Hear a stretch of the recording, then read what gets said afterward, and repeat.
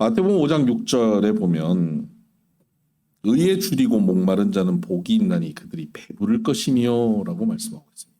배부르다라고 말씀하죠. 여기서 배부르다라고 하는 단어는 코르타조라고 하는 헬라어인데 만족시키다, 부족함이 없다 이런 말씀입니다. 뭐에 만족시키냐면 의에 만족시킨다 하는 겁니다. 의로 인해서 목마르고 배고픈 사람에게 그 의에 대해서 만족시킨다. 아니 뭐 의에 대해서 만족시킨다는 게 뭔지, 의에 대해서 목마른 게 뭔지 여러분 조금 멀게 느껴지시죠? 우리 생활에 좀 더 가까이 다가오는 말씀으로 우리가 생각해 보면 여러분 인생 살다 보면 억울할 때 있죠. 내가 왜 이런 일을 당해야 돼? 뭐 이럴 때 있죠. 애매하게 욕먹을 때 있죠. 그럴 때 부당하다고 느껴지는 것. 이게 다 의에 대한 목마름과 배고픔인 겁니다. 내가 열심히 노력해서 최선을 다해서 일을 하고 사업을 하는데 잘 안 돼. 어디 딱 투자했는데 갑자기 국제 정세가 확 변하면서 그 일이 안 되게 됐어요. 너무 힘들어진 거예요. 그런데 가만 보면 저기 옆에 누구는 뭐 제대로 이렇게 열심히 살지도 않고 게으르게 살고 대충 사는 것 같은데 거기는 뭐 하는 것마다 잘 돼요. 나는 정직하고 성실하게 사는데 그 사람들은 악한 짓을 하는데도 잘 되고 나는 선하게 나름 산다고 하는데도 잘 안 돼. 얼마나 억울합니까?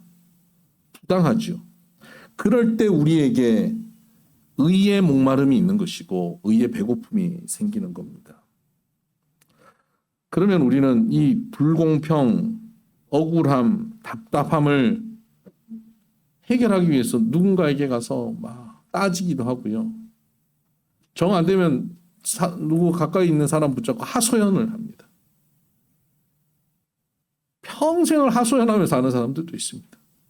내가 30년 전에 이러면서 하소연하는 사람도 있습니다. 그게 의의 목마름과 배고픔이 있기 때문에 그렇습니다. 좀 힘이 있는 사람들은 복수를 꿈꿉니다. 내가 잘 돼서 저 사람은 완전히 내가 복수를 해줄 거다. 뭐 우리가 갖고 있는 여러 소설과 영화들, 우리가 만들어낸 인간들이 만들어낸 소설, 영화에 보면 주제가 복수인 경우 많죠. 그러면 우리 너무너무 재밌게 봅니다. 복수혈전 뭐 이런 거. 무협지 보면 복수가 많은데요. 복수는 뭘 낳습니까? 또 다른 복수를 낳습니다. 복수는 또 다른 복수를 낳아요. 내가 의에 목말라서 그 의를 실현하면요. 상대방은 또 자기 나름의 의를 또 실현하려고 또 다른 복수를 꿈꾸죠. 대법원에서 판결을 내리고 헌법재판소에서 결정이 나면 완전한 정의일까요? 아니요. 그 반대편에 있는 사람은 아쉽다고 생각하는 겁니다. 국가 간에도 무언가 의로움, 정의로움이 결정날 수 있을까요? 미국의 의가 있고요. 중국의 의가 있고 중동의 의가 있어요. 자기 나름대로 의가 있는 겁니다. 어느 한쪽의 의가 완전한 의는 아닌 것이죠. 마이클 샌델이라고 하는 교수가 정의란 무엇인가라는 책을 썼고 이것이 전 세계 베스트셀러가 됐습니다. 정의는 여기 어려운 이야기인데 공리주의, 자유주의, 공동체주의가 있다 이런 이야기들인데요. 결론은 뭐냐면 명확한 정의는 없답니다. 왜 이 정의란 무엇인가를 사람들이 많이 사서 봤냐 생각해 보면 의에 목마르고 배고팠기 때문에 그렇습니다. 억울하고 부당한 게 많으니까 정의가 실현되는 삶을 꿈꾸고 사는 사람들이 많으니까 정의란 무엇인가가 그렇게 많이 팔린 겁니다. 어떤 정의도 어떤 의로움도 모두를 만족게 하는 의는 없습니다. 그런데 오늘 성경에 보니까 의에 줄이고 목마른 자는 복이 있나니 그들이 배부를 것이다라고 말씀하는 거예요. 뭘로 배불러요? 하나님의 의로 배부른다는 거예요. 만족하게 하신다라는 것입니다. 하나님의 의는 우리로 하여금 만족해 하시는 의입니다. 예수님께서는 요한복음 7장 37절에 이렇게 말씀합니다. 누구든지 목마르거든 내게로 와서 마시라. 예수님께 와서 마셔야 됩니다. 어떤 사람에게 찾아가서 불평하고 하소연하고 법원에 가서 하소연하고 상대방에 가서 원수를 갚는다고 해서 그 의가 실현되지 않아요. 의에 대해서 목마르고 배고프면 예수님 앞으로 나와야 되는 것이에요. 그 의가 완전히 실현되고 만족한 의가 되려면 우리가 논리적으로 뭐가 의고 뭐가 부당하고 이런 것을 막 찾아가지고 주장해서 완전한 의를 실현할 수 없다는 것입니다. 완전한 의를 실현하기 위해서는 예수님 앞에 그 답답한 마음, 부당함을 가지고 나오라는 겁니다. 그러면 예수님께서 만족해 주신다는 겁니다. 내게로 나오는 자는 그 배에서 생수의 강이 흘러나리라고 말씀하십니다. 목말라서 나왔는데 물 한 모금 주시는 정도가 아니라 배에서 생수의 강이 흘러나서 자기의 갈증만 해결할 뿐만 아니라 주변의 목마른 사람들도 갈증도 해결시켜가는 이 하나님의 완전한 의가 그들에게 주어진다는 것이죠. 여러분 답답하십니까? 억울한 일이 있습니까? 속 터지는 일이 있습니까?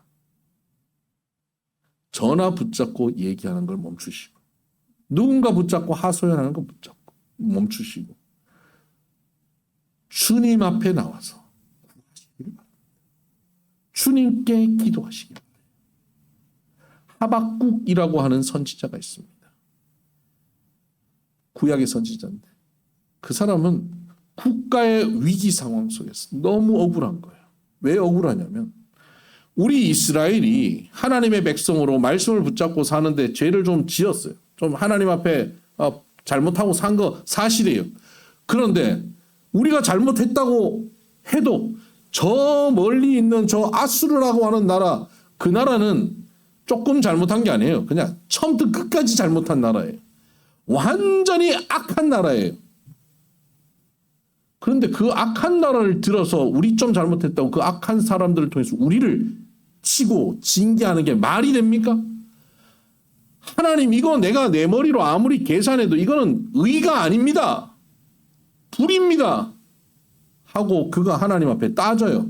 내가 성루에 올라가서 하나님이 여기에 대해서 뭐라고 대답하는지 내가 한번 쳐다보겠다고 기다리겠다고 그렇게 따지고 있습니다.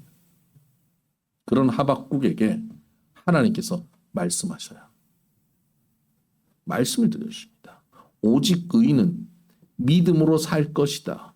그 부당함을 너 스스로 해결하고 억울함을 풀고 사는 게 아니라 오직 의인, 의를 잊고 사는 사람. 온전한 의가 실천된 사람 누구냐면 믿음으로 사는 거다. 뭘 향한 믿음이에요? 하나님을 향한 온전한 믿음이에요. 그래서 하박국 선지자가 그 하박국서 마지막 뒷부분 끝에 가면 그가 이렇게 말합니다. 비록 무화과 나무가 무성치 못하고 포도나무에 열매가 없고 감람나무에 소출이 없고 밭에 먹을 것이 없고 우리의 양떼가 없고 외양간에 소가 없을지라도 다 없어요. 다 안 되고 그 얼마나 억울하고 부당하고 힘들겠어요. 이것도 없고 저것도 없고 이것도 안 되고 저것도 안 되고 그럴지라도 나는 여호와로 말미암아 즐거워하며 구원의 하나님으로 인하여 기뻐하리로다. 아멘. 그가 하나님 앞에 나아갔더니 의에 목마르고 배고파서 이 사람 저 사람 붙잡고 큰 소리 칠 때는 그 의에 만족함이 없었는데 그 의에 목마르고 배고파서 하나님 앞에 나가서 하나님 이게 의입니까? 이게 말이 됩니까? 라고 하나님 앞에 막 따지고 나갔더니요. 그것이 기도가 된 거예요. 여러분 딴 사람 앞에 의를 가지고 따지고 나가면 그건 불평과 원망이 되지만 하나님 앞에 의를 가지고 따지고 나가면 그게 기도가 됩니다. 하나님께서는 기도에 응답하시는 하나님이십니다. 하박국을 그렇게 만나주셨습니다. 그리고 그에게 하나님의 의를 부어주십니다. 그리고 만족해 하십니다. 이것도 없고 저것도 없고 다 없고 다 안 되는 그 불평과 원망할 만한 상황이 가득하지만 비록 그렇지만 나는 여호와로 인하여 즐거워하리로다 라고 그가 고백합니다. 억지로 즐거워하는 걸까요? 아니요. 그에게서 즐거움이 흘러나오고 있는 거예요. 하나님이 주시는 만족이 그에게 있기 때문입니다. 아니 어떻게 없고 망하고 안 되고 안 되는데 하나님이 다 되게 하신 것도 아니고 그 상황은 그대로인데 어떻게 거기서 만족하고 즐거워할 수 있지? 라고 생각하시는 분들 계실 거예요. 그러니까 우리가 하나님 앞에 이 문제를 가지고 나아가면 하나님은 어떤 과정을 통해서 그 만족으로 우리를 이끌어 가시는지를 한번 생각해 보십시다. 예수님께서 의에 줄이고 목마른 자들은 다 내게로 오라 그랬습니다. 내게로 와서 마시라고 말씀합니다. 그러면 우리가 예수님 앞에 의에 줄이고 목말라서 주님 앞에 나아가면 주님은 어떻게 하실까요? 거기에 어떤 변화가 일어나게 되냐면요. 여러분 해보신 분은 아실 거예요. 하나님 저 사람 때문에 내가 너무 억울해요. 이런 환경이 내가 너무 힘들어요. 말도 안 되는 상황 때문에 내가 지칩니다. 하나님 어떻게 하실 거예요? 하나님이 살아계신 거 맞아요? 하나님이 날 사랑하신다는 거 맞아요? 이게 말이 됩니까? 하나님 살아계신다면 이럴 수는 없는 것 아닙니까? 라고 막 따지고 나아갈 때 하나님께서는 그때 뭘 깨닫게 해주신 줄 압니까? 그 나의 외부에 있는 불의함을 보고 하나님 앞에 따지면 하나님 앞에 나아가면 하나님이 완전한 의이심을 깨닫게 합니다. 하나님이 완벽하게 의임을 깨닫게 돼요. 이걸 깨닫는데 얼마나 중요한 일이 벌어지냐면요. 우리 주변의 불의함을 우리가 따지고 하나님 앞에 나가고 있잖아요. 억울한 것. 그 주변의 불의함을 따지는 중심이 뭐냐면 내가 생각하는 의예요. 내가 생각하는 정의로움, 공평함. 이걸 가지고 보니까 다 불의한 거예요. 그냥 나만 억울한 거예요. 이게 말이 됩니까? 라고 따지고 나가는데 하나님은 완전한 의예요. 그 완전한 의 앞에서 나의 의가 어떨까요? 불의함을 깨닫습니다. 나는 내가 의롭고 내가 바르고 내가 정직하고 나는 이런 대우를 받고 살면 안 되는 삶이라고 하소연하고 불평하고 살았는데 하나님 앞에 서보니까 내가 욕하던 저 사람이나 내가 지적하던 이 환경이나 별 차이가 없던 거예요. 저 하늘 높이 비행기 타고 올라가면 20층짜리 빌딩이나 1층짜리 집이나 똑같이 보이는 것처럼 하나님의 의 앞에 나의 의를 갖다 대놓으니까 저 악랄한 아수르나 하박국이나 이스라엘이나 별 차이 없는 것처럼 오늘 나의 의가 불의함을 깨닫게 되는 거예요. 저 사람들 욕하고 이 환경을 탓했던 내가 외부의 불의함을 보고 하나님 앞에 나왔는데 하나님 앞에 서보니까 내가 불의하다는 것을 깨닫게 돼요. 그래서 회개하기 시작하는 겁니다. 하나님 앞에 울게 됩니다. 이런 변화가 일어나는 거죠. 제가 아는 한 목사님이 예전에 전도사 시절에 있었던 일입니다. 제가 잘 아는 목사님인데 그분은 완전히 신학교 다니는 그 전도사님인데 자유주의 신학에 빠져가지고요. 그냥 타 종교에도 구원이 있다 그러고 그러고 다녔어요. 맨날 그 굉장히 깨어 있어가지고 타 종교인들이랑 막 대화도 하고 그 술도 많이 마시고 마셔라 부어라 그래서 그 전도사님이 막 그러고 다녔어요. 교회 학교 교사들을 불러다가 술 먹이고 막 그러고 다녔어요.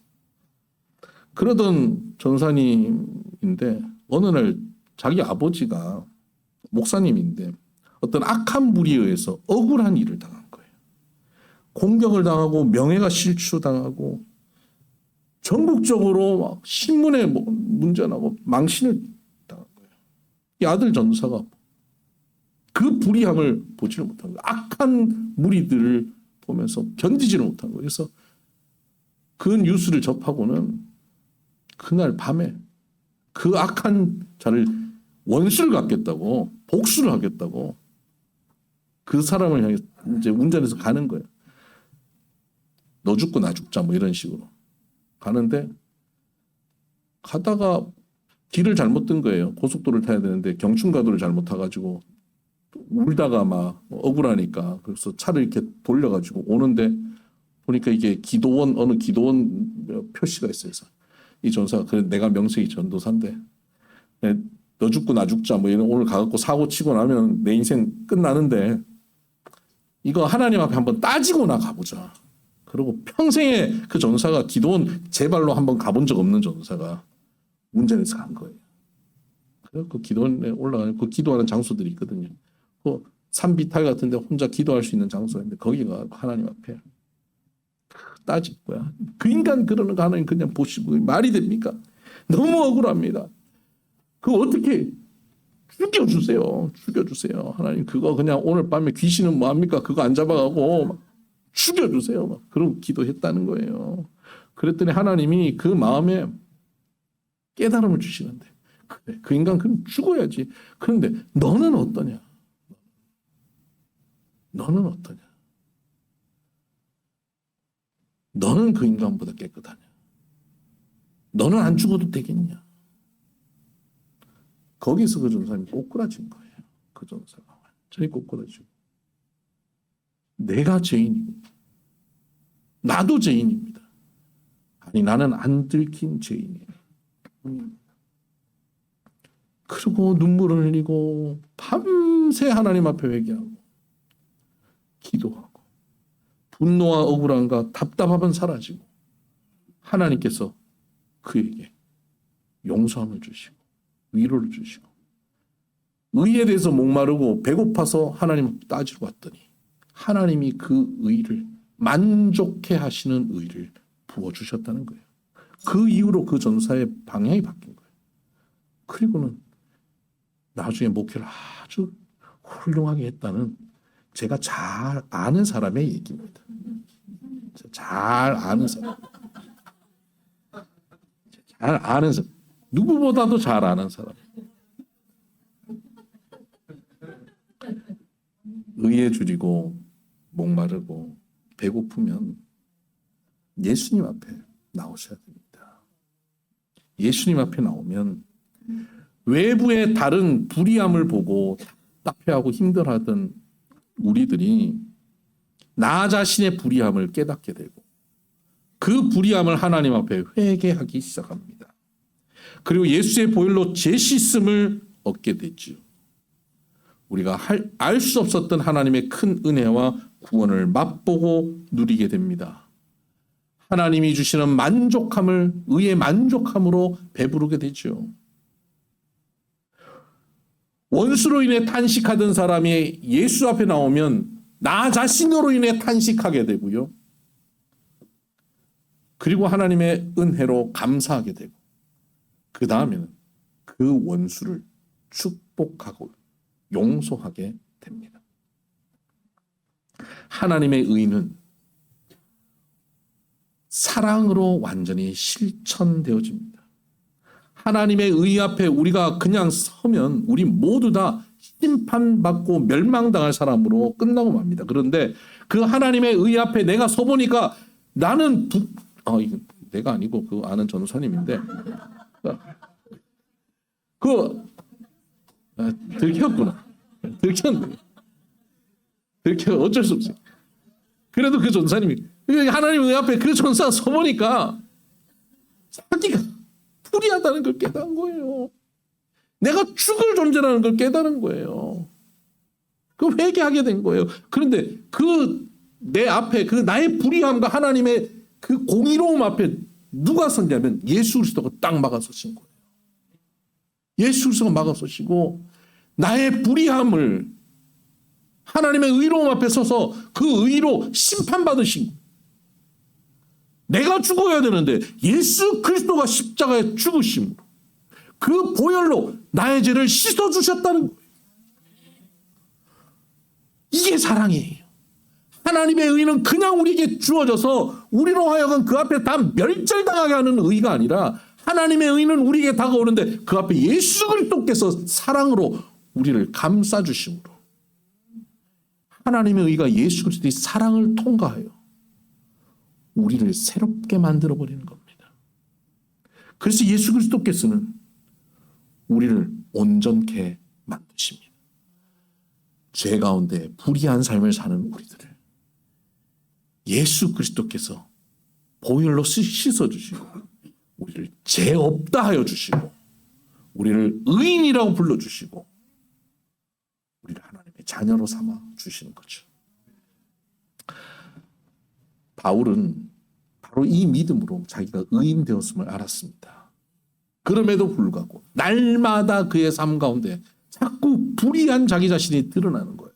내 안에 두 가지 법이 있다는 거예요. 하나님의 법을 따르려고 하는데 자꾸 육신의 또 다른 죄의 법이 나를 사로잡아 간다는 거예요. 그래서 나는 오호라 곤고하다라고 고백합니다.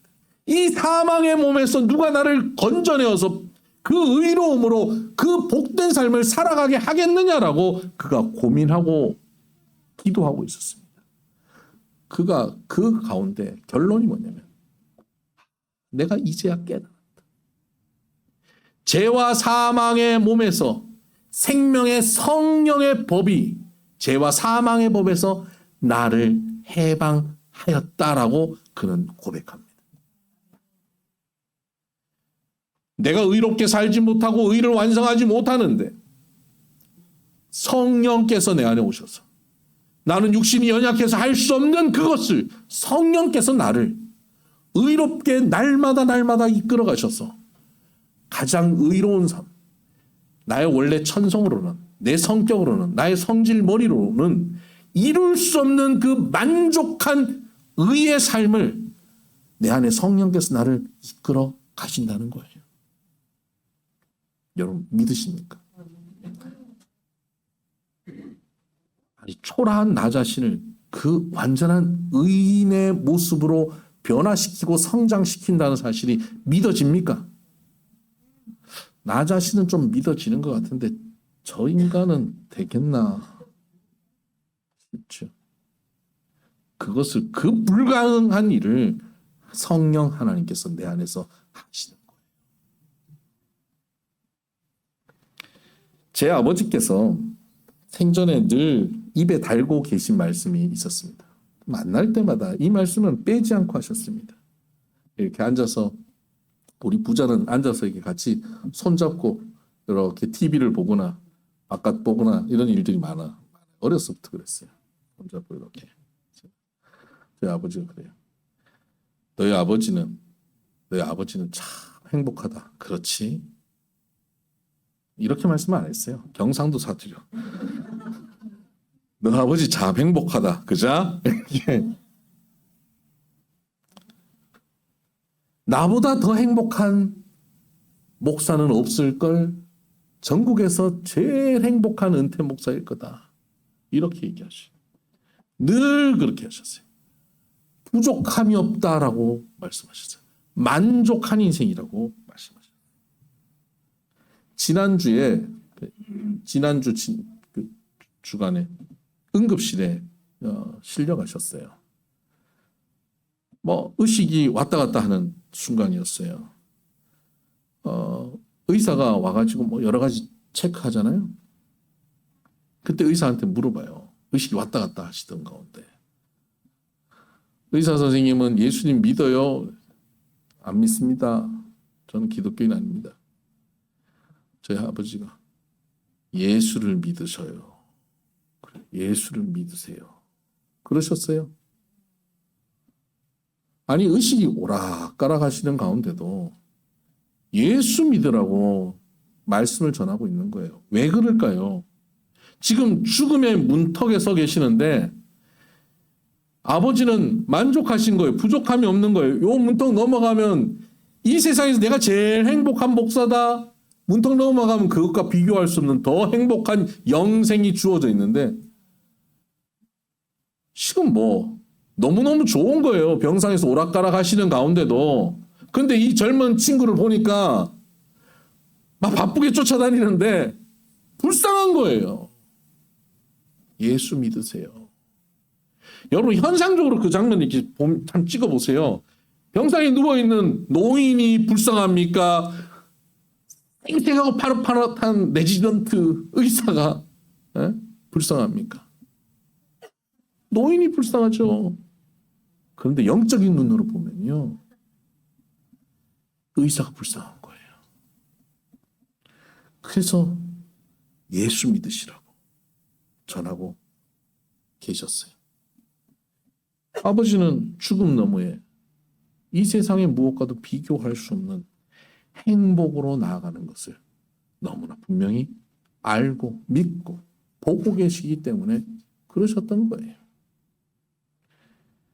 죽음의 문턱에서 요거 넘어가면 지금도 말할 수 없을 만큼 행복한데 요거 넘어가면 우와, 어떤 행복한 영생이 주어질까.